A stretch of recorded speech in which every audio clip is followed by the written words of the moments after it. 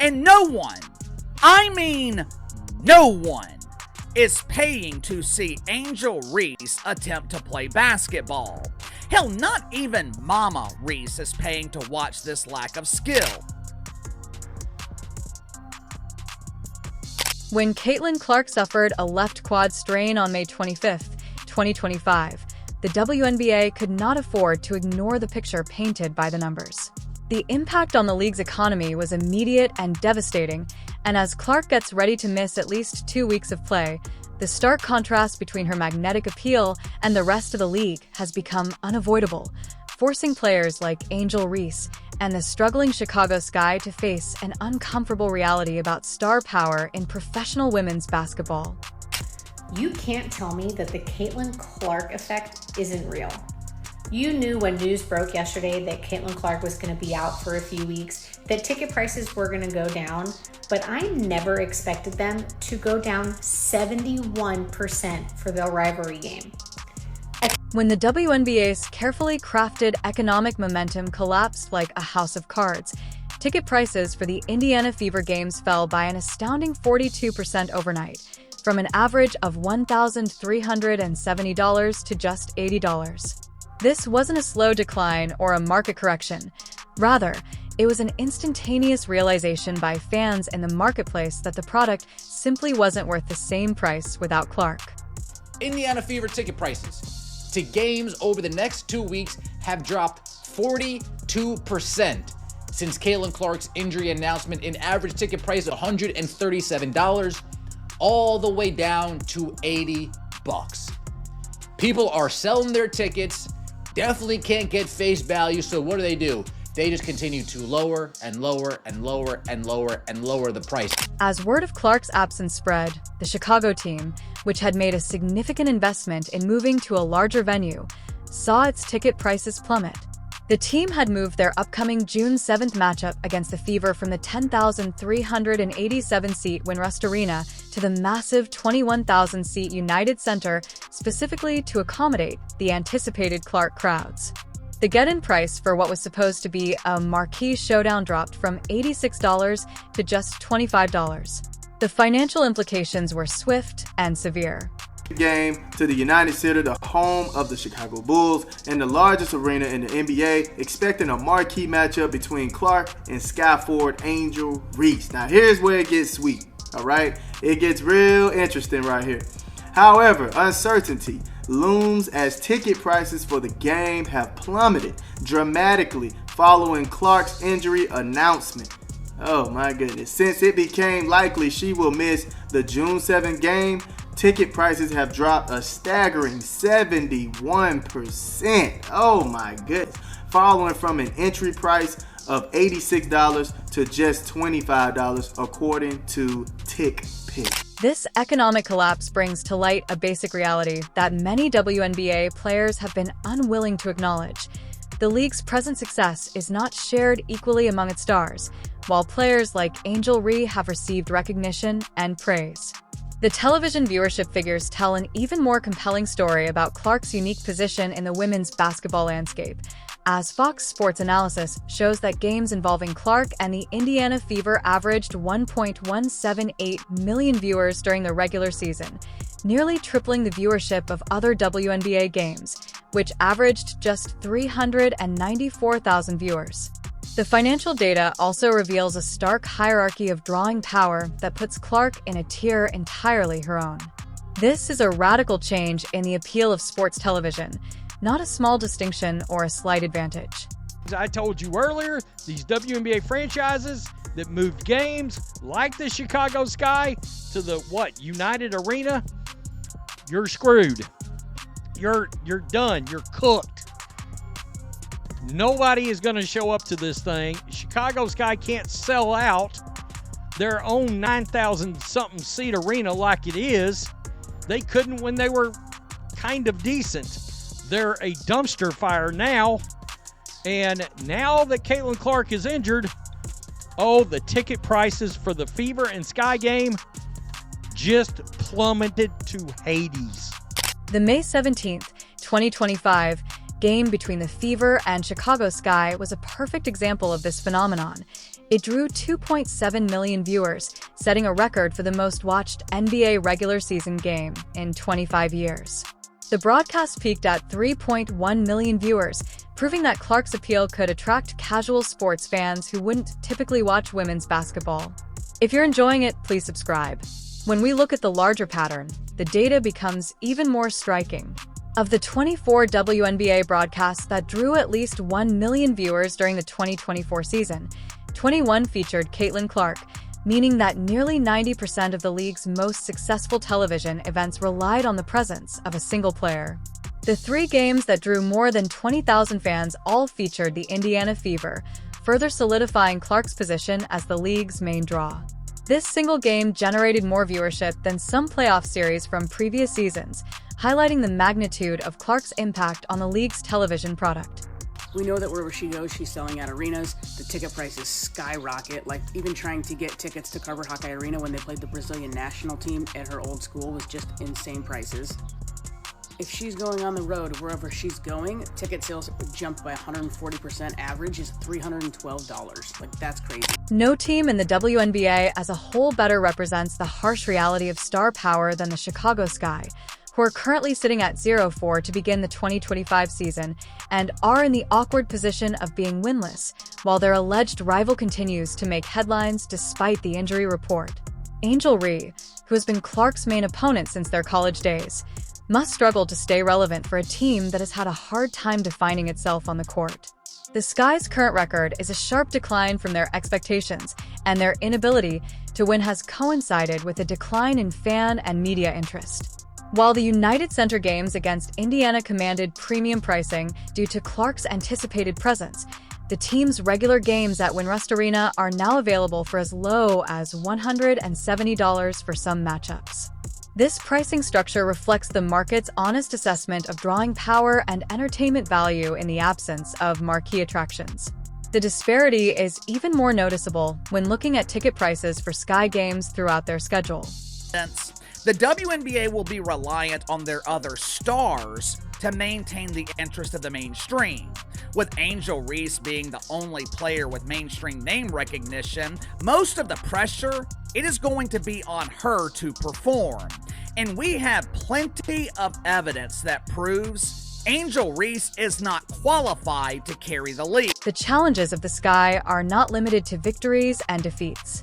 Without the guaranteed attention that comes from playing Clark, the Sky must rely entirely on their on-court product to generate interest, and their 0-4 start has coincided with a larger narrative about the team's direction and identity.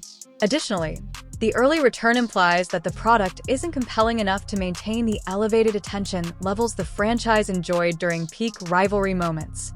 According to a thorough economic analysis, CaitlinClark was in charge of an incredible 26.5% of all WNBA revenue during her debut season. Estimates for 2025 indicated that Clark might make almost $875 million. These figures are based on quantifiable increases in attendance, retail sales, broadcast income, and overall economic activity in the cities where the Fever play takes place. They are neither theoretical nor speculative. CaitlinClark could be projected to be $1 billion revenue maker for the WNBA this year. Now, obviously, the WNBA won't see that money, won't see most of that money, and it's not just in the WNBA, but it's all of her sponsorships, it's all of her appearances, it's all that stuff. But according to the projections, we're looking at $875 million could easily eclipse $1 billion on her economic impact. CaitlinClark entering the league last year was responsible for 26.5% of all of their economic activity. So revenue from merchandise, which again, with the CBA as it is currently, she doesn't see a dime of any of that.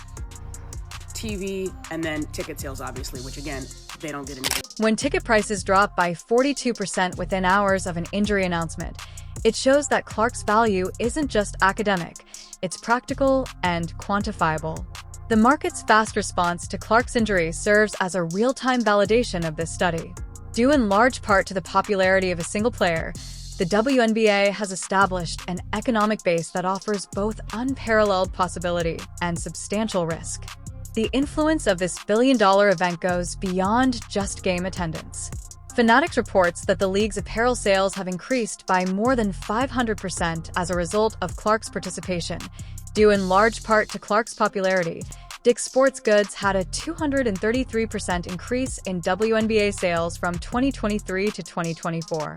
These figures reflect underlying changes in consumer spending and behavior rather than the brief spikes that could be anticipated from a novelty impact.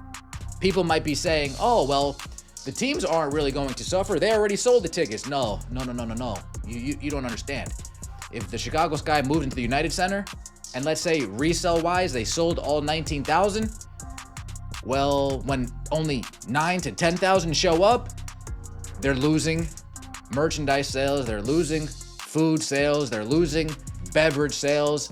They're losing big.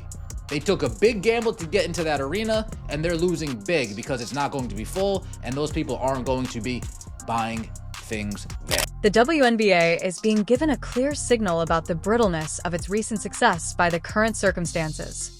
Although the WNBA's growth is real and substantial, it is concentrated rather than widely distributed.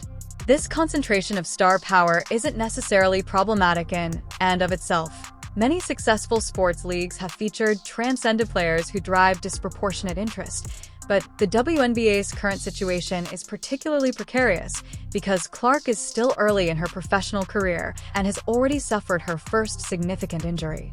Clark's injury has exposed the league's dependence on a single player in ways that should concern executives, team owners, and players alike.